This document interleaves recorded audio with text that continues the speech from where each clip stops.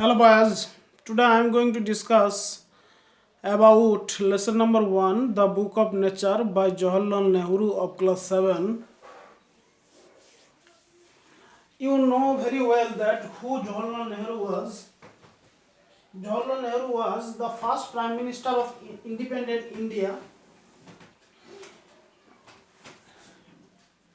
He also was a writer and wrote many books. ওকে, তোমরা জওহরলাল নেহরু সম্বন্ধে জানো আশা করি যে জওহরলাল নেহরু ছিলেন স্বাধীন ভারতের প্রথম প্রধানমন্ত্রী এবং তিনি একজন ভালো লেখকও ছিলেন। তিনি অনেকগুলো বইও লিখেছেন, তার মধ্যে যেগুলো হলো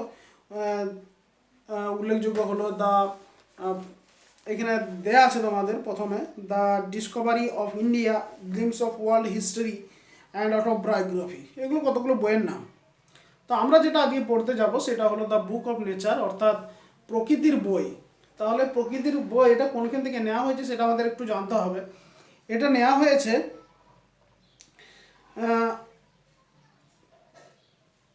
তিনি 1920 খ্রিস্টাব্দের পর তিনি কতগুলো চিঠি তার ছোট মেয়ে ইন্দিরা গান্ধীকে তিনি কতগুলো চিঠি লিখেছিলেন। সেই চিঠিগুলো পরবর্তী সময়ে একটা বই আকারে প্রকাশ করা হয় এবং সেখান থেকেই এই উক্ত অংশটা তাদের কথোপকথনের যে এই উক্ত অংশটা দ্য বুক অফ নেচার এই অংশটা নেওয়া হয়েছে এবং সেইখান থেকেই নেওয়া হয়েছে। দেখো তাহলে প্রথমটা আমরা কবি পরিচিতিটা পড়ছি। পণ্ডিত জওহরলাল নেহরু ওয়াজ a great freedom fighter. Pandit Jawaharlal Nehru একজন মহান স্বাধীনতা সংগ্রামী and the first prime minister of independent India, এবং ভারতের প্রথম প্রধানমন্ত্রী, স্বাধীন ভারতের প্রথম প্রধানমন্ত্রী। অর্থাৎ যখন ভারতবর্ষ স্বাধীন হয়েছিল তার প্রথম যিনি প্রধানমন্ত্রী হয়েছিলেন তিনি হলেন Jawaharlal Nehru. He was a very good writer as well, তিনি একজন ভালো লেখকও ছিলেন। The Discovery of India, Glimpses of World History and autobiography আর some of his noted works. তার উল্লেখযোগ্য কাজগুলোর মধ্যে বা লেখাগুলোর মধ্যে the Discovery of India, Glimpses of World History এবং autobiography. During the late 1920s, he wrote a series of letters to his young daughter Indira to share his ideas, thought and knowledge with her. 1920 খ্রিস্টাব্দের পর তিনি বা 1920 খ্রিস্টাব্দের শেষের দিকে তিনি কতকগুলো চিঠি তার ছোট মেয়ে ইন্দিরাকে লিখেছিলেন তার চিন্তাধারা, মতামত এবং তার জ্ঞান তার সঙ্গে বিনিময় করার জন্য। This letter were letter compile into a book title letters from a father to his daughter. পরবর্তীকালে এই চিঠিগুলোকে একসঙ্গে নিয়ে একটা বইয়ের আকারে প্রকাশ করা হয়েছিল এবং বইটার নাম দেওয়া হয়েছিল letter from a father to his daughter, অর্থাৎ একটা বাবার কাছ থেকে চিঠি তার মেয়ের প্রতি। This present text is an extract from the book. এই বর্তমান যে আমরা অংশটা পড়তে যাবো দ্য বুক অফ নেচার, এই বই থেকেই উদ্ধৃত করা হয়েছে। তাহলে দেখো আমরা একটু হলেও বুঝতে পারবো যে দ্য বুক অফ নেচার বলতে কি বলা হয়েছে। প্রকৃতির কি কোনো বই থাকে নাকি? প্রকৃতির কি এবিসিডি থাকে নাকি বা অ আ ক খ থাকে নাকি? না, প্রকৃতির কোনো এবিসিডি বা অ আ ক খ থাকে না। প্রকৃতির যেগুলো থাকে সেগুলো হচ্ছে পাহাড়, পর্বত, নদী, খাল, বিল, নালা, পুকুর, মরুভূমি, এগুলো থাকে। এইগুলো একটা বইয়ের মতো কাজ করে আমরা এটা পড়ে জানতে পারবো যে এগুলোকে যদি গভীরভাবে স্টাডি করা হয়, অর্থাৎ সঠিকভাবে এগুলোকে মূল্যায়ন করা হয় বা দেখা হয়, পরীক্ষা করা হয়, তাহলে এগুলো থেকে আমরা কত কিছু জানতে পারি যে এগুলো কোন সময়ের হতে পারে, কোন সময় এগুলো উৎপত্তি হয়েছে, তার ইতিহাস সম্বন্ধে আমরা জানতে পারি। সেই অংশটাই এখানে উদ্ধৃত করা হয়েছে। অর্থাৎ পণ্ডিত জওহরলাল নেহরু তিনি তার ছোট্ট মেয়ে ইন্দিরা গান্ধীকে কীভাবে নেচারকে স্টাডি করতে হয়, অর্থাৎ প্রকৃতিকে কীভাবে স্টাডি করতে হয় আর প্রকৃতি কীভাবে আমাদেরকে জ্ঞান দিতে পারে, পুরনো ইতিহাস বলতে পারে, সেই কথাটাই এখানে বেশিরভাগ উল্লেখ করা আছে। তাহলে আমরা টেক্সটে চলে আসব। দেখো unit 1, when you and I are together, যখন তুমি এবং আমি একসঙ্গে থাকি। You often ask me question, তুমি প্রায়শই আমাকে প্রশ্ন জিজ্ঞাসা করো। অ্যাবাউট মেনি থিংস, বিভিন্ন জিনিস সম্বন্ধে। And I try to answer them, এবং আমি চেষ্টা করি তোমাকে যথাযথ উত্তর দেওয়ার।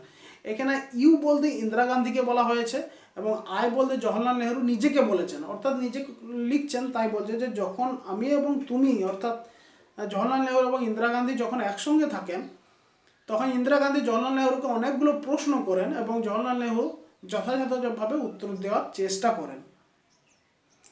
নাও that you are at Mussoorie, যেহেতু তুমি এখন মুসরিতে আসো, অর্থাৎ ইন্দিরা গান্ধী এখন মুসুরিতে আছেন, and I am in Allahabad, আমি এলাহাবাদে আছি। We can not have this talks, আমাদের এই কথাগুলো সেরকমভাবে হচ্ছে না।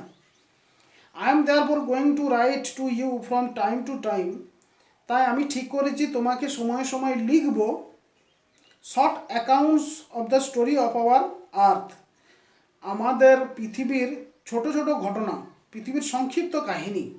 ওকে, শর্ট অ্যাকাউন্টস মানে ছোট পরিমাণ। ওকে, অ্যাকাউন্টস মানে অর্থ, এক্ষেত্রে পরিমাণ। Of the story of our earth, আমাদের পৃথিবীর ছোট ছোট গল্প সম্বন্ধে। অ্যান্ড দ্য মেনি কান্ট্রিজ, এবং অনেক দেশ সম্বন্ধে। গ্রেট অ্যান্ড স্মল, বড় এবং ছোট। Into which it is divided, যেটাতে এটা বিভক্ত। দেখো, এখন জওহরলাল নেহরু বলছেন যে আমি ঠিক করেছি তোমাকে পৃথিবী সম্বন্ধে ছোট ছোট গল্প সময় সময় লিখে পাঠাবো। তাহলে পৃথিবীকে জানতে গেলে কি জানতে হবে, যে পৃথিবীতে যত সমস্ত দেশ আছে, যে দেশগুলোতে পৃথিবীটা বিভক্ত, ধরে নাও 100টা দেশ নিয়ে পৃথিবী, এই গোটা পৃথিবী, আমাদের পৃথিবীতে মোট 100টা দেশ আছে। তাহলে পৃথিবীকে জানতে গেলে কি জানতে হবে, এই 100টা দেশ সম্বন্ধে তো জানতেই হবে, তার বাইরেও যদি কিছু আছে সেগুলোও জানতে হবে। তাহলে এই 100 যে দেশটা আছে সেই দেশটা জানতে হবে। এই 100টা দেশে যে বিভক্ত আমাদের পৃথিবীটা, সেটা আমাদেরকে জানতে হবে। ঠিক আছে, সেই কথাটাই তিনি এখানে বলছেন। You have read a little about English history, তুমি ইংরেজি ইতিহাস সম্বন্ধে কিছু হয়তো পড়েছো। অ্যান্ড ইন্ডিয়ান হিস্ট্রি, ভারতীয় ইতিহাস সম্বন্ধে হয়তো পড়েছো। But England is only a little island, কিন্তু ইংল্যান্ড তো শুধুমাত্র একটা ছোট বদ্বীপ। আইল্যান্ড কথার অর্থ কি? আইল্যান্ড কথার অর্থ হলো বদ্বীপ।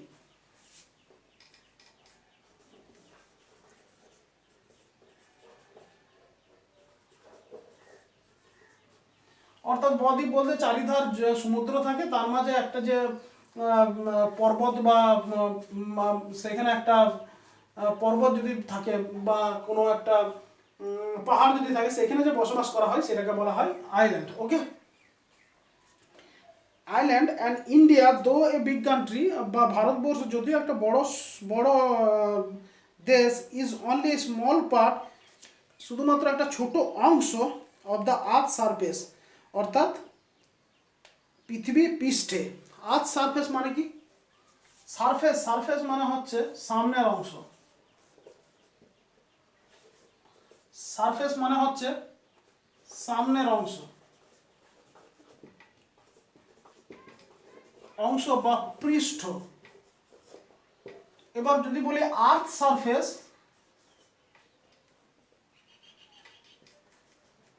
আর্থ মানে পৃথিবী, আর সারফেস মানে পৃথিবীর সামনের অংশ, মানে যেটাকে বলা হয় পৃথিবী পৃষ্ঠ। ওকে, কি বলতে চাইছেন তিনি দেখব। তিনি বললেন ইন্দিরা গান্ধীকে যে তুমি ভারতীয় ইতিহাস এবং ইংরেজি ইতিহাস সম্বন্ধে পড়েছো, কিন্তু ইংল্যান্ড যে ইতিহাস সম্বন্ধে তোমরা পড়েছো, ইংল্যান্ড দেশ সম্বন্ধে যেটা পড়েছো, ইংল্যান্ড দেশটা একটা ছোটো মাত্র বদ্বীপ।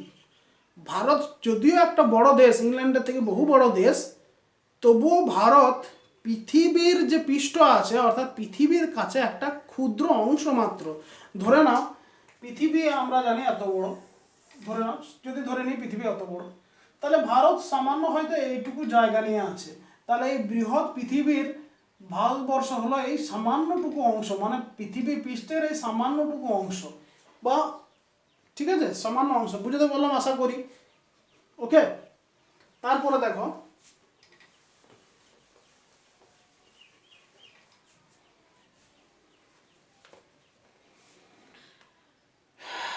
Big country is only a small part of the earth surface, একটা পৃথিবী পৃষ্ঠে ছোট একটা অংশ মাত্র। If you want to know something, যদি আমরা কিছু জানতে যাই, about the story of this world of ours, আমাদের ওয়ার্ল্ড কথার অর্থ হলো পৃথিবী, আমাদের এই পৃথিবীর গল্প সম্বন্ধে, উই মাস্ট থিঙ্ক, আমাদেরকে অবশ্যই ভাবতে হবে, অফ অল দ্য কান্ট্রিজ, সমস্ত দেশ সম্বন্ধে, অ্যান্ড অল দ্য পিপলস, এবং সমস্ত মানুষ সম্বন্ধে, দ্যাট হ্যাভ ইনহ্যাবিটেড ইট, যারা এই পৃথিবীতে বাস করে। ইনহ্যাবিটেড কথার অর্থ হলো বাস করা।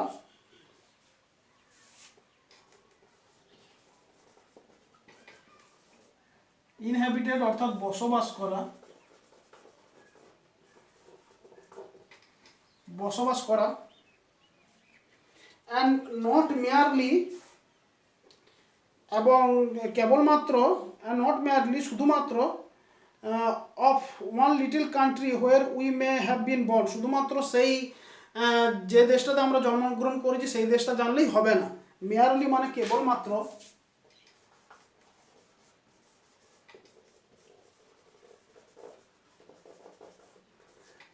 দেখো কি বলতে চাইছেন জওয়াহরলাল নেহরু সেটা একটু ডিটেলসে জানি। দেখো যদি এটা আমাদের পৃথিবী হয়, পৃথিবীতে দেশ আছে বিভিন্ন, এগুলো দেশ ধরে নাও, বিভিন্ন দেশ আছে, এখানে তার মাঝে মাঝে সমুদ্র, নদী, পাহাড়, পর্বত এসব আছে। তাহলে পৃথিবীটাকে যদি জানতে চাই তাহলে এই যে সমস্ত দেশগুলো আছে এই সমস্ত দেশগুলো সম্বন্ধে অবশ্যই জানতে হবে। আর এই দেশগুলোতে যে সমস্ত মানুষগুলো বাস করে সেই মানুষগুলো সম্বন্ধে আমাদেরকে কি করতে হবে, জানতে হবে।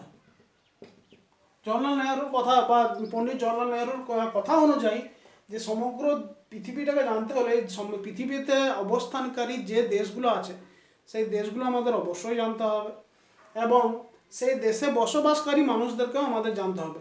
শুধুমাত্র ধরে নাও তুমি একটা দেশে জন্মগ্রহণ করেছো, ধরে নাও এই দেশটাতে জন্মগ্রহণ করেছো, শুধুমাত্র এই দেশটা জানলেই হবে না যে আমি ভারতবর্ষে জন্মগ্রহণ করেছি, শুধুমাত্র ভারতবর্ষটা জানলেই আমার পৃথিবী জানা হয়ে গেল।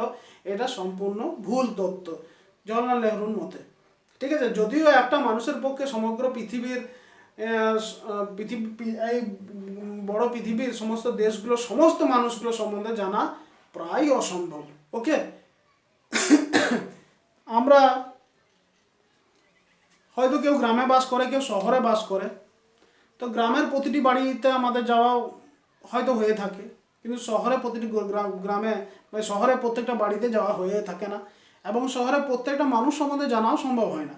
তো সেক্ষেত্রে আমরা একটা দেশ সম্বন্ধে বা একটা পৃথিবী সম্বন্ধে যদি সমস্ত লোকদের সম্বন্ধে জানতে চাই তো সেটা প্রায়ই অসম্ভব। ওকে, কিন্তু তেনার মতো যতটা পারা যায় আমরা চেষ্টা করতে পারি। ঠিক আছে,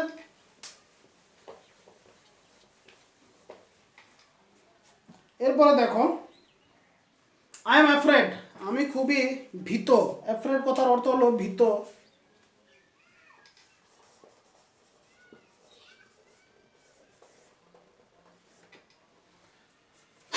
আই এম অ্যাফ্রেড, আমি ভীত। I can only tell you, আমি খুব কমই বলতে পারবো, ভেরি লিটিল, খুবই কম, অল্প, in this letters of mine, আমার এই চিঠিতে। মাইন কথার অর্থ হলো আমার, মাইন অর্থাৎ আমার। মাইন তোমরা এর আগে আলোচনা, তো এর পরেও বা আগেও হয়তো আলোচনা শুনেছো। Mine, I, my, mine. I এটা হলো পার্সোনাল প্রোনাউন, আর মাইন হলো পসেসিভ প্রোনাউন। ঠিক আছে, এটা পসেসিভ প্রোনাউন যখন পড়ানো হবে তখন তোমরা জানতে পারবে। I am afraid I can only tell you very little in this letters of mine, আমি খুবই ভয় পাচ্ছি যে আমার এই ছোট্ট চিঠিটা খুব কম অংশই তোমাকে বলতে পারবে। বাট দ্য লিটিল, কিন্তু এই ছোটো অংশটা, আই হোপ, আমি আশা করছি, উইল ইন্টারেস্ট ইউ, তোমাকে কি করবে না আকর্ষণ যোগাবে, তোমাকে আগ্রহী করবে। ইন্টারেস্ট কথার অর্থ হলো আগ্রহী।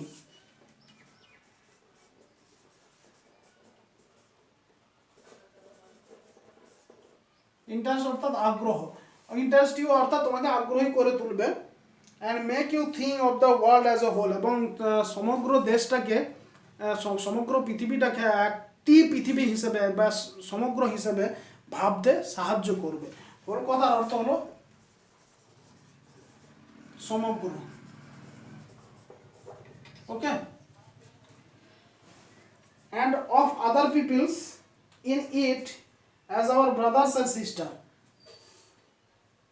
এবং অন্যান্য লোক যারা আমাদের এই পৃথিবীতে বাস করে তাদের থেকে সবাইকে আমাদের ভাই বোন চিন্তা করতে তোমাকে সাহায্য করবে। হোয়েন ইউ গ্রো আপ, যখন তুমি বড় হয়ে যাবে, গ্রো অর্থাৎ বৃদ্ধি হওয়া, আগে লিখছি না, অর্থাৎ তুমি যখন বড় হয়ে যাবে, you will read about the story of the earth and her peoples in fat books, যে তোমরা মোটা মোটা বইয়ে তোমরা পৃথিবীর ইতিহাস এবং তার মানুষদের ইতিহাস।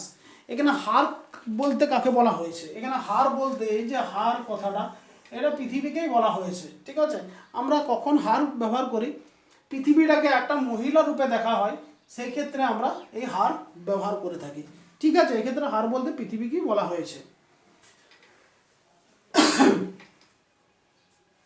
তারপর দেখো, when you grow up you will read about the story of the earth, যখন তুমি বড় হয়ে যাবে তখন তুমি পৃথিবীর ইতিহাস সম্বন্ধে পড়বে, and her people, তার মানুষজন সম্বন্ধে পড়বে, in fat books, মোটা মোটা বইয়ে, and you will find it more interesting, এবং তুমি তখন দেখবে যে এটা খুবই আরও বেশি আকর্ষণমূলক। ইন্টারেস্টিং মানে মজাদার, যেটাকে ইন্টারেস্টিং কথার অর্থ হলো মজাদার, then any other story or novel, অন্যান্য স্টোরি, গল্প বা উপন্যাস, that you may have read, হয়তো যেটা তুমি পড়ে থেকেছো। ঠিক আছে, দেখো কি বলতে চাইছে, আমি লিখছি, তার আগে একটু মিনিংগুলো লেখাই। ইন্টারেস্টিং কথার অর্থ কি? ইন্টারেস্টিং মজাদার, মজাদার, এবং নোভেল, নোভেল উপন্যাস।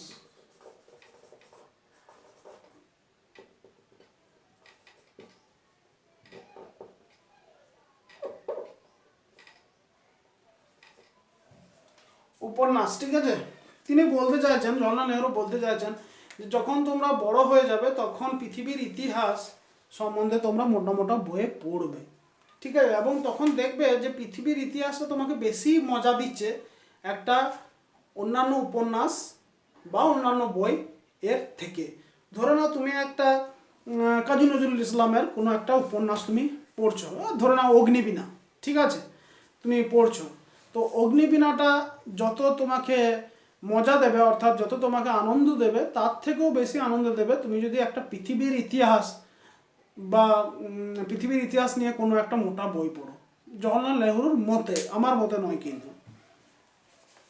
ঠিক আছে, এরপরে দেখো,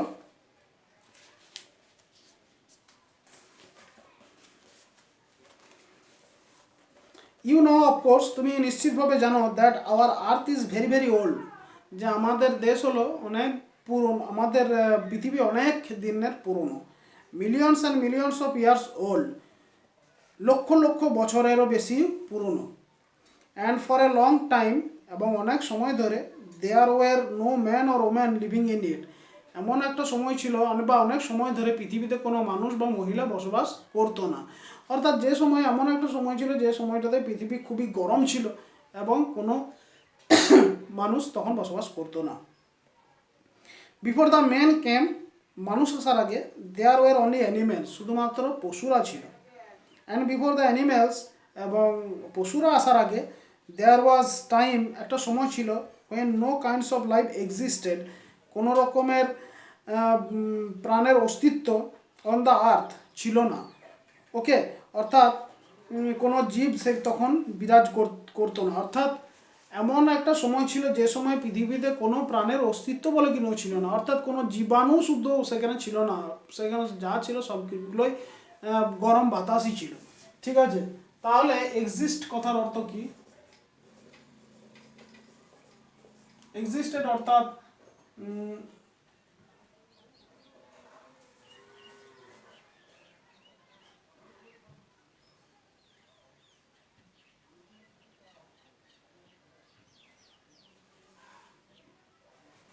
এক্সিস্টেড লিখছি, বিরাজ করা লিখছি। ওকে, অস্তিত্ব থাকা বা বিরাজ করা, অর্থাৎ এমন একটা সময় ছিল যে সময়ে পৃথিবীতে প্রাণের কোনো অস্তিত্বই ছিল না।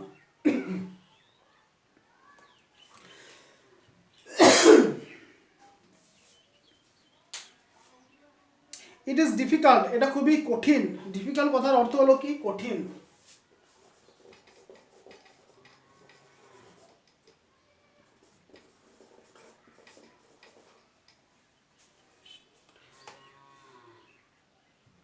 sorry, it is difficult to imagine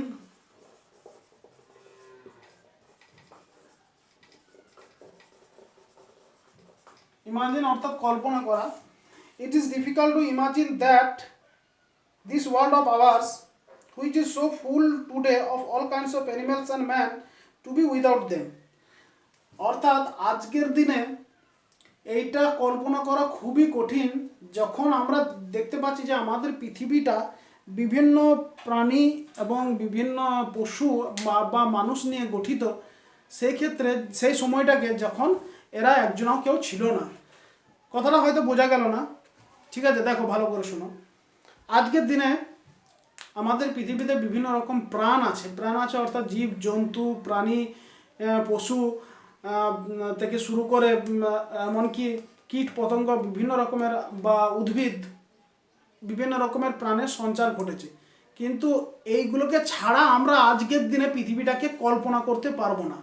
ঠিক আছে, আমি যদি স্বপ্নেও চিন্তা করতে চাই যে কেমন ছিল সেই পৃথিবীটা যখন কোনো প্রাণই ছিল না, এমনকি একটা কীট পতঙ্গও ছিল না, তো সেটা খুবই কঠিন হবে। কারণ দেখবো যে সেই কল্পনার মধ্যে কোনো না কোনো জায়গায় একটা প্রাণ চলে আসছে, ইভেন একটা গাছও চলে আসতে পারে। যদি আমি শুয়ে শুয়ে স্বপ্ন দেখি বা জেগে জেগে চোখ বন্ধ করে স্বপ্ন দেখার চেষ্টা করি যে একটা জায়গা, সেখানে ফাঁকা জায়গা, সেখানে কোনো কিছুই নেই, শুধু মরুভূমি বা বালি, ঠিক আছে, এরকম যদি কল্পনা করি, সেখানেও একটা গাছ হয়তো ক্যাকটাস চলে আসবে, অর্থাৎ সেটা প্রাণ চলে আসবে। অর্থাৎ আজকের দিনে আমাদের পক্ষে কল্পনা করা খুবই কঠিন যে আমাদের পৃথিবীটা একসময় কোনো কিছুই ছিল না, অর্থাৎ কোনো প্রাণই ছিল না, ঠিক আছে, বা প্রাণের অস্তিত্বই ছিল না। ওকে, এরপরে দেখো, বাট সায়েন্টিস্ট, কিন্তু বিজ্ঞানীরা, and those who have studied and thought a great deal about these matters tell us that, but scientists, কিন্তু বিজ্ঞানীরা, and those, এবং তারা, who have studied, যারা পড়াশোনা করেছে, and thoughts, চিন্তা করেছে, a great deal, অর্থাৎ একটা প্রচুর পরিমাণে তারা পড়াশোনা করেছে, ঠিক আছে, a great deal about this matters, এসব বিষয়গুলো সম্বন্ধে। এই গ্রেট ডিল কথার অর্থ লিখব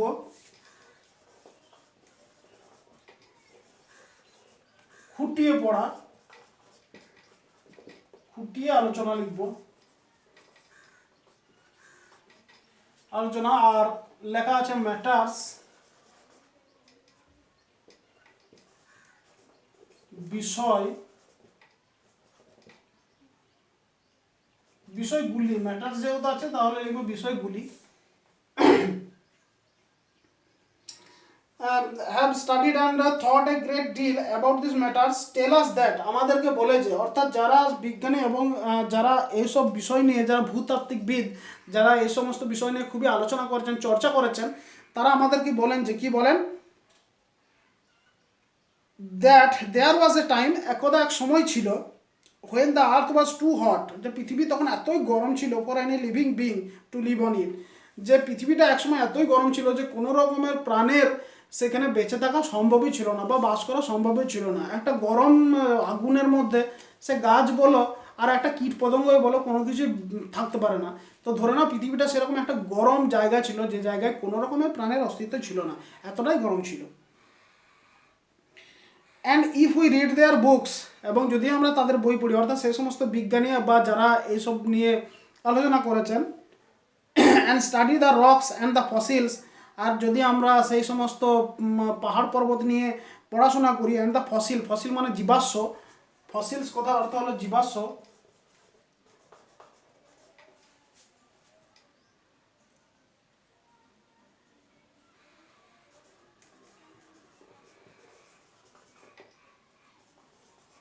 জীবাশ্ম অর্থাৎ জীব প্লাস অশ্ব, অশ্ব মানে হচ্ছে ছাই, অর্থাৎ জীবের সারাংশটা, the remains of an old animal, অর্থাৎ কোনো প্রাচীন প্রাণীর কোনো একটা সারাংশেষ, we can ourself see that, আমরা নিজেরাই দেখতে পাবো যে, this must have been so, যে এরকম হয়তো হতে পারতো বা এরকমই হয়েছে। ঠিক আছে, অর্থাৎ আমরা যদি ভালোভাবে তাদের বই, সায়েন্টিস্টদের বা বিজ্ঞানীদের বই বা ভূতাত্ত্বিকদের বই আমরা পড়ে থাকি, তাহলে আমরা দেখতে পারবো যে, বা ফসিল জীবাশ্ম আমরা যদি আলোচনা করি বা জীবাশ্ম যদি পড়ে থাকি, তাহলে আমরা দেখতে পাবো যে কি, যে এমন একটা সময় ছিল যে সময় প্রাণের কোনো অস্তিত্ব থাকার মতো পৃথিবীতে অবস্থা ছিল না, বা অবস্থা এখানে কোনো আবহাওয়া সেরকম ছিল না, সেটা সবই প্রতিকূল ছিল। ওকে, তাহলে এই ভিডিওটার সাহায্যে তোমাদের ইউনিট 1টা যথেষ্টভাবে পর্যালোচনা করে দেওয়া হলো এবং আলোচনা করে দেওয়া হলো। আশা করি এই ভিডিওটা তোমাদের ইউনিট 1টা বুঝতে এবং পড়তে সাহায্য করবে।